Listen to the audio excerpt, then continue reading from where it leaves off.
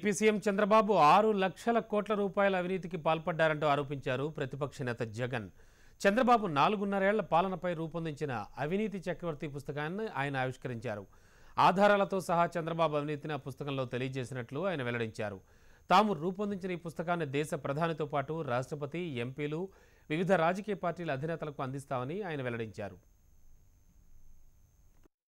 30వ తారీఖు 11వ నెల 2018 దాకా ఈ 4.5 సంవత్సరాలు చంద్రబాబు నాయుడు గారు చేసిన అవినీతిని మొత్తం సాక్ష్యాధారాలతో సహా జీవో నెంబర్లను కూడా కోట్ చేస్తూ, జీవోలు కూడా ఇలా ప్రింట్ చేస్తూ, సాక్ష్య ఆధారాలతో సహా ప్రింట్ చేసి బుక్ ఫార్మాట్లో తీసుకొచ్చి ఆయన చేసిన అవినీతి మొత్తం అన్నీ కూడా ఈ బుక్లో పొందుపరిచి, ఈ బుక్కును పూర్తిగా అన్ని ఇన్వెస్టిగేటింగ్ ఏజెన్సీస్కు, అందరూ ఎంపీలకు, రాజ్యసభ లోక్సభలో ఉన్న అందరి ఎంపీలకు, ప్రధానమంత్రులకు, ప్రెసిడెంట్ ఆఫ్ ది కంట్రీకి, గవర్నర్లకు, ఇంకా మిగిలిన రాష్ట్రాల ముఖ్యమంత్రులకు అందరికీ కూడా ఎక్కడెక్కడైతే ఈ బుక్కు అవసరం ఉందో అక్కడక్కడల్లా ఈ బుక్కును పూర్తిగా పంపించి,